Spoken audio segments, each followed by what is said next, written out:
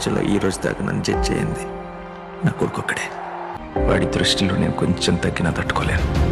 నా సూర్యుడివి, నా చంద్రుడివి, నా దేవుడివి నువ్వే. నా కన్నులకి నువ్వు వెన్నెలవి, నా ఊపిరివి నువ్వే. నువ్వే కదా, నువ్వే కదా సితార నా కలకి.